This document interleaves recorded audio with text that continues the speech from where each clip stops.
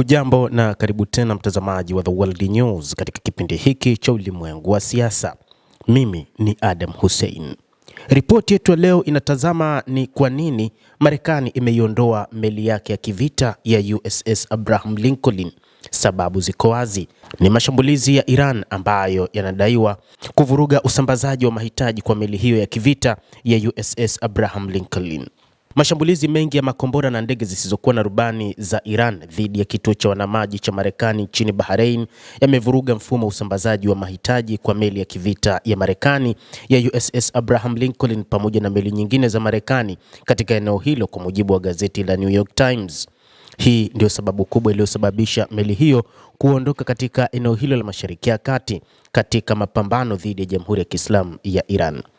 Gazeti la New York Times limesema shambulizi hilo limeharibu kituo muhimu cha kuhifadhi na kusambaza mahitaji kinachotumiwa na jeshi la wanamaji la Marekani, hali iliyolazimisha Pentagon kuongeza utegemezi wake kwa kituo cha kijeshi cha mbali cha Diego Garcia katika kuendesha operesheni zake za majini.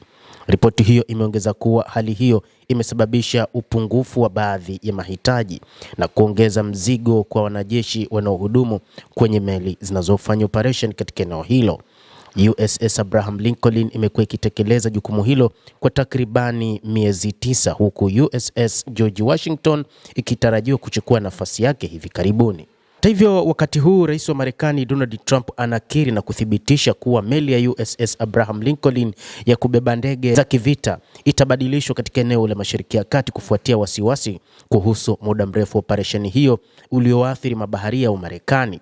Mashambulizi mazito ya Iran ya makombora pamoja na ndege zisizokuwa na rubani ndio chanzo kikubwa ambacho kimeifanya meli hiyo kuondolewa katika eneo hilo.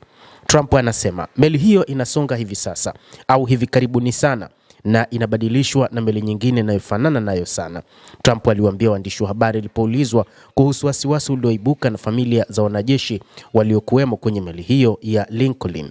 Alipoulizwa ikiwa muda wa operesheni hiyo ulikuwa mrefu mno, Trump alijibu hapana, haikuwa muda mrefu hata kidogo. Marekani inapanga kutuma meli ya USS George Washington Mashariki ya Kati kuchukua nafasi ya Lincoln kama sehemu ya mpango wa kubadilishana meli uliopangwa awali, gazeti la Wall Street Journal limeripoti. Meli ya Lincoln ilikuwa katika operesheni kwa zaidi ya siku 250 bila kutia nanga baharini kwa siku 200 zilizopita, kulingana na gazeti hilo. Hata hivyo, meli hiyo ilianza operesheni yake mwezi Novemba mwaka uliopita na kuelekezwa Mashariki ya Kati mwezi Januari, kabla ya uwezekano wa vita kati ya Marekani na Iran.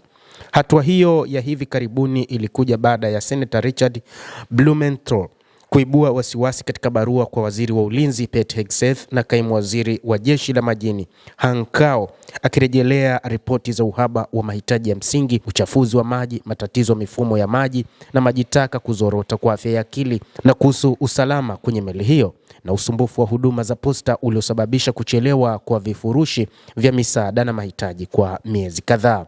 USS Abraham Lincoln ilifanya vema sana katika operesheni yake. Kaimu waziri wa jeshi la majini Han Kao pia alitangaza Ijumaa kuwa USS Abraham Lincoln itarejea nchini Marekani. Abraham Lincoln ilifanya vema sana katika operesheni yake na itarejea nyumbani hivi karibuni kama sehemu ya mpango wa kubadilishana na meli nyingine.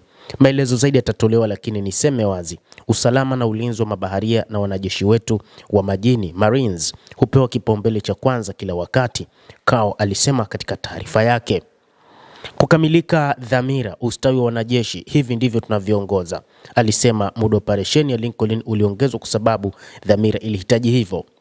Mtazamaji wa The World News, kulingana na takwimu zilizotolewa, meli hiyo ilitumia siku 266 katika operation, ikiwa ni pamoja na siku 200 katika eneo la mapigano, na imeelezwa kwamba ndege nyingi zilifanya kazi zaidi ya safari 10,000 katika operation za kushambulia zaidi ya paundi milioni 1.5 za zana za kivita.